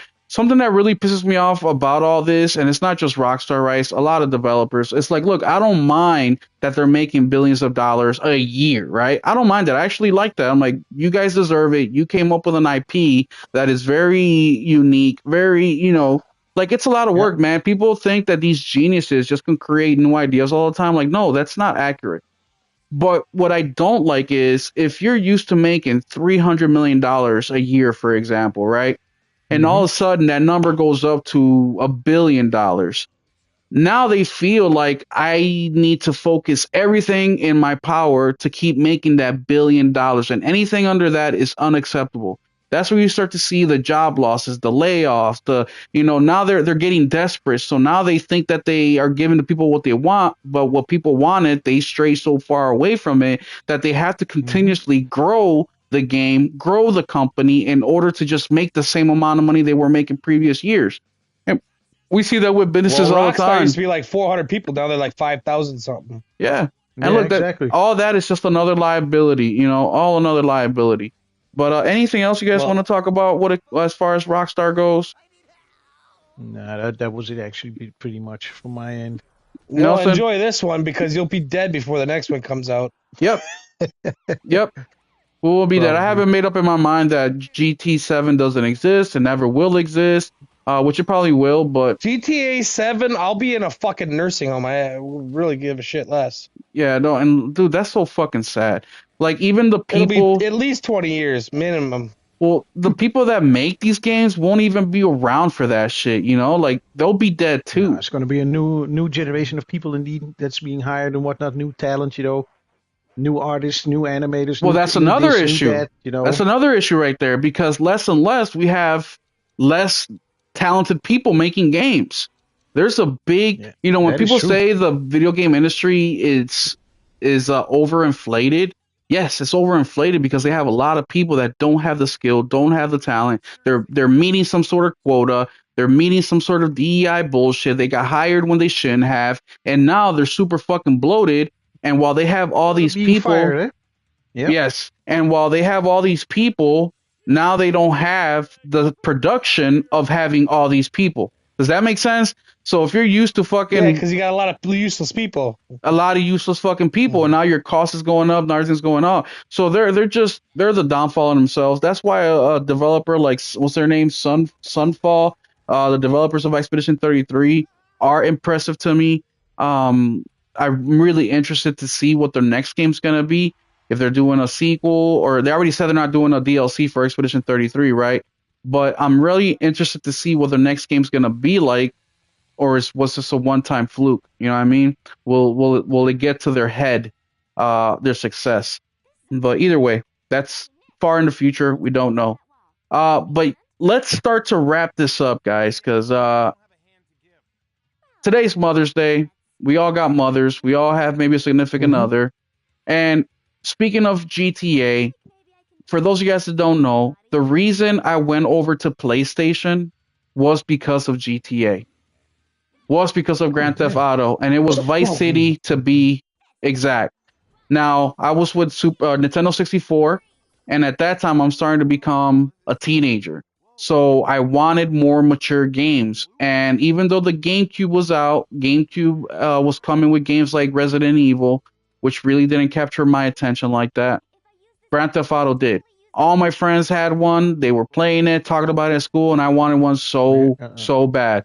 So I remember, speaking of Mother's Day, asking my mom for a PlayStation. And why did I ask my mom and not my dad, even though my dad was the breadwinner?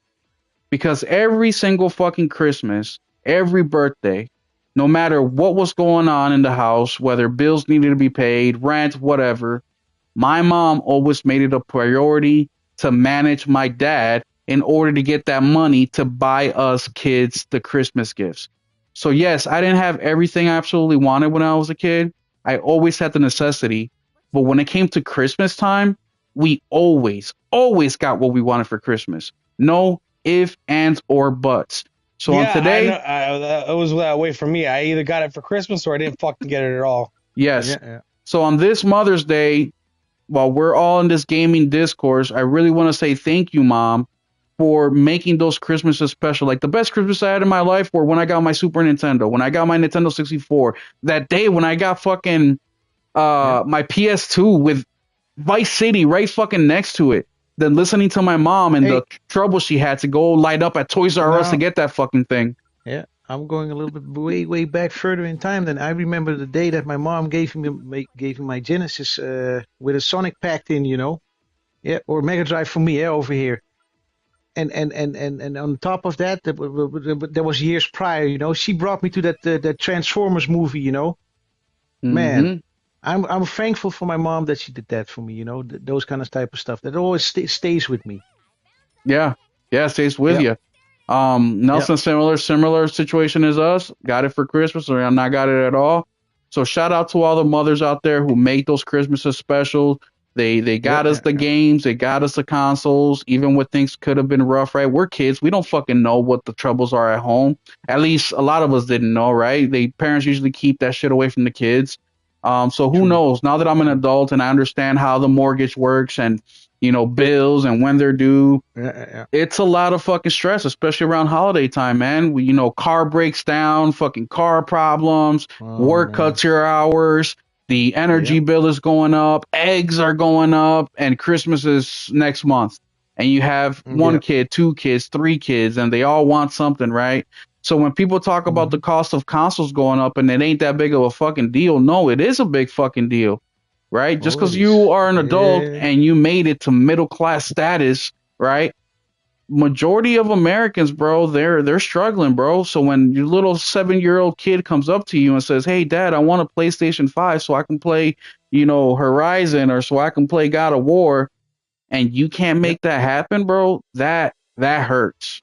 That hurts as a parent. That little one is going to look at you, though, in a certain way. I promise you that. Absolutely, absolutely. That's why you guys ever seen those freaking videos on during the holiday times where it's like the kid wanted a PlayStation and they put it, they get something else. But they put it in a PlayStation box or something. They get an Xbox. You know, they get an Xbox, put it in a PlayStation box, or they get them like some bullshit, put it in a PlayStation box. Like, bro, you made the whole effort to go get a PlayStation box, and then you put whatever gift in there. Like, you're a fucking piece of shit. You know what I mean? Yeah. Especially when you're a kid and everything's so magical when you're a kid. But hey, that's not gonna work. Bal Dante, what? Bal Dante with $100 super chat. No way. Damn. Man. Thank you, Bal. Sheesh. Out here doing, look, I can't even focus on my game. Sheesh. Thank you, Bal. That's nice of him, man. I appreciate it, bro. You didn't have to, man. I put it on easy. I'm still getting my ass kicked. He can't see that, but I'm actually doing like a chest respect move, you know? I'm like, man, damn. No, shout out to Ball, man, for the huge super chat. Thank you. Let's catch up with the chat real quick. Take-Two have used also variable pricing to win goodwill. I agree with that. Hero says that Take-Two has used variable pricing to achieve goodwill, which I think they do with their Mafia pricing. He also said, I used to like ACG because he gave those kind of reviews, but I think over the past year, he has brought his bias in. Yeah, he has. I mean, I stopped watching most reviews. He always buys a copy of the game, so his money is on the line. He always says that. So yeah, so that's that. Yeah, I miss those. He's one of the few that is. He's one of the few that is honest, though. I'd say there's not many that I can say that of, though. So that's a good one from Hero, indeed. ACG, I forgot about him. I haven't watched him in a long time. RPG with a bold prediction. He says, I see a 60 frames per second patch for RDR2 before year's end. Wow, that'd be tight. They do need money. It is possible, though. It is possible. They need money really bad. That's true. Bald Dante says, LOL. What do you call it? Their shareholders haven't gotten any money the last couple of years because they lost so much money with Zynga. Mm-hmm. Yeah, that's true. Yeah. And they have so many employees, and GTA 6 needs to hit for them. The money it used to. It needs to hit their for overhead's them. insane. Yeah, it needs to hit, man. Baldonta says, LOL, people might not even be in the industry. If corps get their way, it will all be AI. Hey, that is true, bro. Keep the cost down, keep the profit up. That is 100% facts. That is a dangerous thing that I see coming, though. These suckers will really push for that if they get their way. Those CEOs. Bal, he's not wrong though. No, he's not wrong. He's not wrong. Then he says, I kind of fear for that though, to be honest with you. And you'll see it, You'll notice it, then it's kind of like looking at it. Oh, yeah. Go ahead. Go on. I was gonna say you'll notice that. It's kind of like looking at a painting from a certain painter, from a Picasso or a Van Gogh. You'll notice if it's not from one of those people. You know the signature, right? If you see it's not human made, you'll notice it immediately. It has this certain kind of artificial flavor, if you will. Absolutely. Yeah, it's not. It's like something that's not quite right. It's like you're in you're in a dream world, but you don't know that you're dreaming yet. You know what I mean? It's like a little weird. Then we have, what's up? Try My Blunt. He says, off topic. Try My Blunt. But anyways, I traded in my Xbox Series S today. GameStop gave me $175 for it. I paid $200 when it first came out. I used the $175 towards the Series X. So he made a profit. Yeah. Yep. So I just have a video. I put up a video on my channel a couple days ago. Try My Blunt. Same thing. I sold my Series S, brand new, for $350. It was a YouTube with a extra controller, over on Facebook Marketplace, and I bought it for $200 last year when it was on sale. I'm curious. Because he made a right move, but I'm curious. Did he do that with GTA 6 in mind, or is it another motivation for him to switch that Series S for an X? Well, I'm guessing more power. That's what I would like to know. But I'm guessing maybe for GTA 6. Maybe. Because look, let's be real. On Xbox, so that wouldn't make any sense at all. What do you mean? You can still play it on the Series X. I was gonna say they're bringing it out for a Series X, so there's got to be some value in the machine. If he made that switch, then like I said, if it's for GTA 6, then there's value still there. Well, right? people also forget that the Series X is a very capable console. I mean, it's very capable. You play 60. And I'm hoping he went for a disc version, Oh, yeah. I hope he went disc version, too. I think that's where that thing's going to be worth a lot more in the future. But the Series X is a good console, man. It's just that they don't have the exclusives anymore. But now it's a third-party machine, which also goes into what what's his name was saying. Dave, is it David? Where he said that he was talking to developers, and developers are saying, why should I even put my games on Xbox to begin with? You know, now that Xbox is third party. Because of their multi-platform strategy, indeed. Yeah. Yeah. So I mean, it's gonna be interesting to keep AKA third party. Yeah. Yes, it was gonna be interesting to see what the video game industry, you know, kind of does moving forward. But Xbox already has some major games kind of skip them. You know, Wukong. Oh, yeah. Then we had what's the name? Before that was Baldur's Gate 3. I mean, by the time it arrived, the hype around that game was pretty much gone. You know, it even though they now have a split screen co-op thingy working on Series S, but the hype around the game is gone. You know, they missed the boat on that one, and they but that's something you can attribute to Phil Spencer, and they even missed the boat on Genshin Impact. And by the time that it arrived on Xbox, the wind was already out of the sails, man. That game didn't make no impact on Xbox whatsoever. None whatsoever. They missed it. They missed out. It's that simple. Guys, I'm not advocating. I don't think anybody here is advocating that they want Xbox to go away, because we don't, man. I really think PlayStation needs that fucking competition, bro. Right now, PlayStation is making games with no sweat. They're like, we'll come out whatever we come out. They'll buy it anyways, because where are they going to go? And I think this is terrible, but at the same time, Nintendo is pretty much in the same boat. They're also looking at it like, oh, well, you know what, we can do what we want. People are still going to buy our stuff anyway, and that's kind of the attitude, especially powered by Doug Bowser. How they're kind of going about with it arrogantly. But I'm not going to say too much about it. I'm like, you know what? Let's wait and see, and time will tell. Yeah, we'll see. Tell. And then we have Ball with, man, thank you so much, Ball. That's insane. He said, thank you, moms. Absolutely. What else do we have here? No, that's it. We caught up with the chat. David Dring. Thank you, RPG. David Dring is the one who said that. Should we? Christopher Dring. Christopher Dring, yes. Yeah. Where he's like, with the glasses, indeed. The guy with the glasses. I actually stopped following him a while ago because his Nintendo bias is fucking crazy. Like, he's one of those Nintendo dudes. It's like, bro, because these guys, you know, the problem with these Nintendo adults, right, is that because their lives are busy, right, and they have kids, they got a family, the handheld option is their best option, right? So now all of a sudden they're defending shit that shouldn't be defending just because it's the way that they game. You know what I mean? It's convenient for them. Because and I don't like that. There's a lot of shit that's convenient for me. Digital is convenient for me, goddammit. I'm a single fucking father. I go to work every day. I come home. I got to cook dinner. All the chores are done by me. There's nobody to fucking help me. Yeah, of course I would like to come home, buy a game digitally, go do dinner, go help my son with the homework. And then by the time we're done, I do the dishes. The game is done installing, right? Yeah. I don't got to go to the store. I don't got to wait for Amazon to fucking fuck my shit up. And it takes 2 extra days or a week later. As a matter of fact, I just bought digitally Revenge of the Savage Planet. You know why? Because I had it pre-ordered on Amazon. Amazon sent me an email the day before saying, yeah, this game won't get to you to the 16th of fucking May. The game came out the 10th or the 8th. I go to Best Buy, not available. Not available till the 15th. I go to Target, not available. I go to Walmart, same shit. So now I won't be able to get my physical game, which I actually have a video coming up on that tomorrow.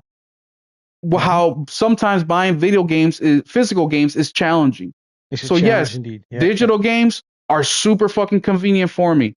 But then I have to look out for my future self, right? I have to look out for the Will in 2027 when he says some fucked up shit on the chat with the boys, and then PlayStation blocks my account. Now I lost access to all those games that I spent my hard-earned money to fucking buy. Yeah. Like just this year, the money that I spent on video games, I could have taken a fucking 4-day vacation somewhere. I could have taken me and my son on a 4-day vacation, had a great time with all the money. So yes, my money is extremely valuable to me. And if I'm going to invest $70 on the game, I know I'm not going to get 70 back, but I can get 30 back. I can get 40 back. I can maybe even get 20 back. But what I can't get digitally, I can't get shit back. I can't even share with a friend. Can't do nothing like that. So until we start seeing some changes in the digital market of the video game industry, then my stance will stay. Also, it's getting worse. PlayStation, what they do, they stop selling fucking digital game cards on online. Now you can't go to fucking Amazon, buy a freaking, Ghost of Tsushima digital code and then send it to somebody. Nope, it's got to go through the PlayStation store. You can't go buy PS Plus at GameStop. Nope, it's got to be through the PlayStation store. So they're tightening up on what you can do digitally. And then That's pretty much their bread and butter. Yeah, the big example that I use. And people always combat me on this, right? They say, oh, it was just a demo. It wasn't supposed to be out yet. But that's the fucking point. When they released Stellar Blade early, do you guys remember that? And then PlayStation pulled it, and then they released it a week later. Yes, I understand. It's a demo. It got released early. But that just shows how easy it is for them to go into your shit, take something away, or block something. Can't do that with physical, my guy. So until the video game industry starts to, change things around, and look, let's be real, they're never going to change things out of their own free will. They're going to have to be made by a government, says, hey, if you're going to do your product. Or if the backlash is so immense that they're like, oh shit, we gotta do something. Our public image is being tarnished. We gotta make it right, Yeah. Hey, Ball. But I got mine through limited run. I just got the regular copy, and it took like 6 months to get here, bro. So I feel your pain, bro. It takes a while. Yeah. It takes a while, but once you have it in your hands, bro, it makes it all worth it. Like, it's fantastic, though. Oh, it's beautiful. Also, with Lollipop Chainsaw, when I opened it up today, because I literally just made a video, will it play with no internet? When I opened it up today, bro, inside you get a booklet, like the old school booklets I used to get, where it has some character like bios. Oh, and it's beautiful, bro. The art style inside of this motherfucker is so fucking nice, bro. You can booklet. Yeah. Man, when's the last time that I heard that, folks? Man, a booklet. So nice, bro. So fucking nice. So yeah, it'll be worth it. Otherwise. No, you're good, RPG. Otherwise, do you guys have anything else to say?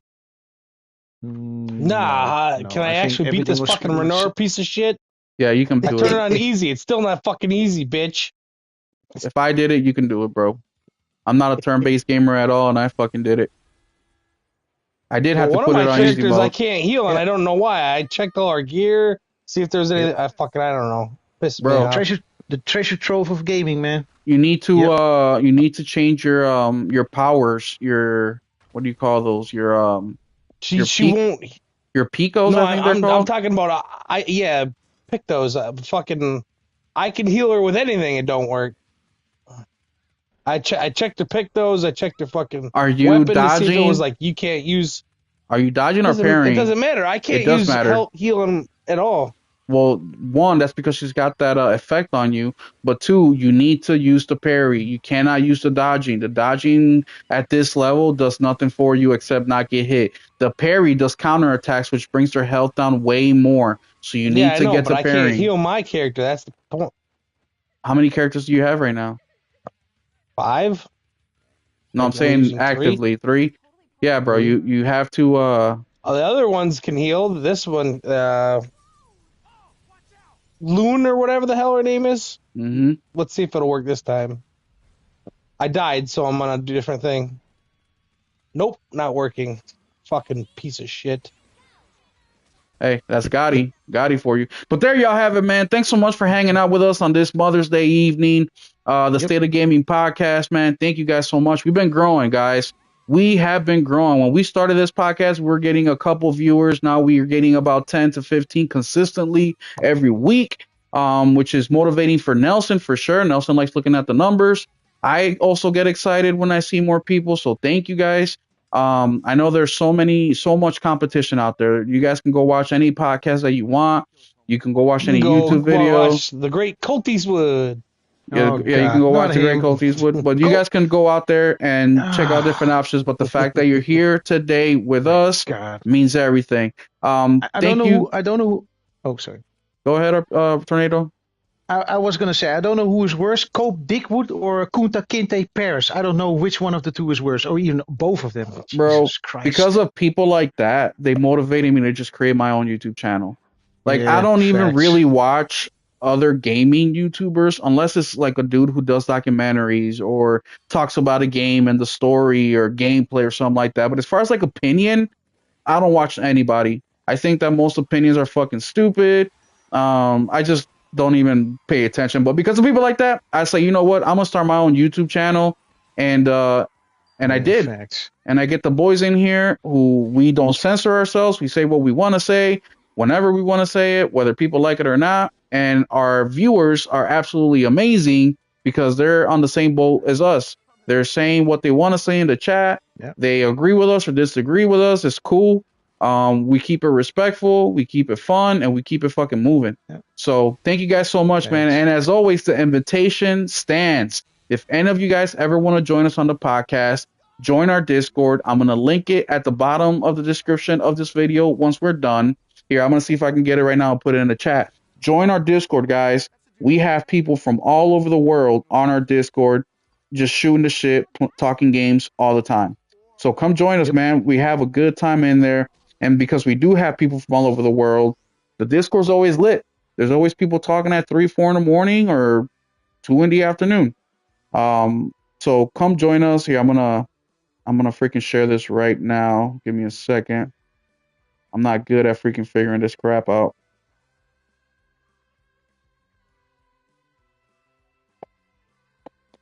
Yeah, but this week it's gonna be a big week in gaming, man. We got Doom coming out Thursday. We got the Precinct coming out Tuesday.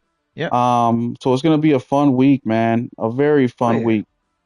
What game are you getting this week, Tornado? The Precinct is incoming for me. I'm expecting that tomorrow in the mail then. So the release date is tomorrow, so the 13th. And then the other game that I'm looking forward to, what I'm going to get, but that's a little bit further down the road. Ghost of Yotei, I already put a pre-order on that one. Death Stranding 2. And that was another one that I had. Dude, August. I had another one. What's up with August? Yeah, August is going to be a crazy month. Yeah, August is a little bit busy and packed, though. Jesus, they're all together Metal Gear, bunched up. Well, Ghost of, sorry, not Ghost. Lost Soulside. Lost Soulside. Yeah, Lost Soulside, yeah. I also got a copy of that one, also still incoming. What do we have?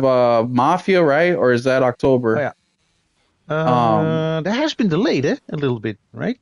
Mafia? No, Mafia's coming out either August or September, something like that. With Borderlands, it's also coming out around that time. It's on, August, the 8th of August, indeed, still. Yeah, it's going to be busy. But there you have it, bro. I put the Discord in the chat. So go join up, man. Say what's up once you get in there. So we know that you're there. And yeah, thank you guys so much for being here. Tornado, let the people know where they can find you if you want them to find you. Oh, yeah. They can find me, at least on my gamer tag, at least, same as my Discord, Tornado School. You can find me on the Discord. I'm not much active on social media, though, even though I have a Twitter account. I don't make use of that at all. I don't have Instagram or whatnot, so yeah. That's pretty much where you can find me, actually. There y'all have it. Join the Discord. Want to talk to Tornado. Nelson, let the people know where they can find you, bro. Nelson Gaming 12 everywhere. There it is. Also, Nelson has a YouTube, Nelson Gaming Culture. He posts a lot of gameplay clips, so go follow him over there. Nelson's always playing something, especially Helldivers or GT7, and lately it's been Expedition 33, so hit him up over there. And of course, for me, you can find me here on my channel. I post videos daily, so hit that notification bell so you know when I post the videos. Usually they come out at 6 a.m. my time. And also, I sometimes post random videos throughout the day whenever it's something I want you guys to know about. But there y'all have it, man. Thank you so much for being here. I forgot one game. Hold up, Dante. Ball, I haven't accepted your shit yet? Here, I'll check, but I'm pretty sure I accepted yours if it's on PlayStation. I have to double check. But maybe the other guys, they said, we don't know who this dude is. But there he is, man. Ball Dante said he sent you guys PlayStation invites months ago. Double check your shit. Yeah, if you see us on PlayStation, send us an invite, bro. I've accepted him already. He's already on my list. Yeah. Well, you already know I can see him. That's how I was like, how the hell is he playing Precinct already? Yeah, like I said, he must have gotten a copy early then from someone. Yeah, he got a physical copy. So what's your name on PlayStation? What's his name? Do you guys know what his name on PlayStation is? Yeah, it's I got him here with the small letters, and then the rest is capital Ball, and then 01, and then Dante in big capital letters. I got him. Yeah. Let me see. I'm gonna look him up right now. See what's up. Yeah, I'm not seeing him on here. Let me. It's in the check the Discord. You'll see how it's spelled. Oh, I do have friend requests. Oh, there he is, Ball Dante. Fuck, accept. I got 2 friend. Hey, how come I didn't get notifications for that? I just got 2 fucking friend requests. Yeah, he's got like the Hellgast emoji or Well, not emoji, but avatar. Yeah, there you go. Well, I just accepted you, bro. Yeah, that's crazy. I wonder why PlayStation didn't fucking send me a notification, bro. They'd be fucking up with that. 2, you know what else they don't do? Whenever I put a game on my wish list and it becomes available, I sometimes get the notification. I sometimes do. Like, what the fuck? Speaking of game with a notification, we forgot one game that was also coming out very soon. Mind's Eye. Mind's Eye, yeah. And Onimusha. Mind's Eye, I'm looking forward to that game. Yeah. Which one? Mind's Eye is one that I also put a pre-order on. Seems incomplete, and it almost feels like they need the money, so they're kind of putting out a demo almost. You know what I mean, of a game. Nah, well, I mean, we'll see what the reviews, right? If it's a demo, then they'll say. I'm not saying it's bad. I just don't think it's gonna. I think it's gonna be like, there's not a lot of people. You know what I mean? Like, say they spent 3 years on it and they really needed like 5, but it's like, we're like self-funding this. We need money type. You know what I mean? Well, it just feels that way. Isn't that bad though? They only asked $59 for it. It's in the same category as Expedition 33, pretty much in that price point, and Mafia. So, and there's so many ways to get money nowadays too. Like, you can do a Kickstarter. Like, there's a lot of ways to do it. Only on PC though. I mean, they have the. Obviously, people know who they are because people have been talking about them. They were on a PlayStation showcase, so if they needed money, right now's the time. They would delay it, get the money because they're known and now. And not only that, there's one person from Rockstar on that team, or at least he's the boss of the studio, Leslie Benzies. He's worked on that game, Mind's Eye, so people are curious to see what he can do, He has been a big influence for GTA, so... I'm excited to see. I'm excited to play that game. I feel like PlayStation doesn't get very many like shooters on the platform, so I'm excited for that. Anything that has at least shooting mechanics in there, it's interesting because Sony doesn't have something like that in their portfolio now. So anything that comes our way from a third party is interesting, and especially from Leslie Benzies, Yeah. How can you say no to that?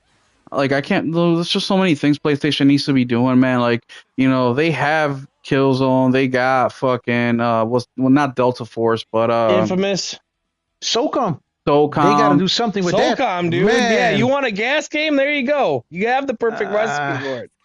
Yeah. They got to do something with that. That's an IP that's just gathering dust, and I'm like, dude, there's a lot of potential that you can do with it. I would play that. Yeah, me too. Yeah. No shit. SOCOM. But there y'all have it, man. Thanks so much for being here. Ball, thanks so much for the super chat. Really appreciate it. And we'll catch you in the next one. Keep it gaming.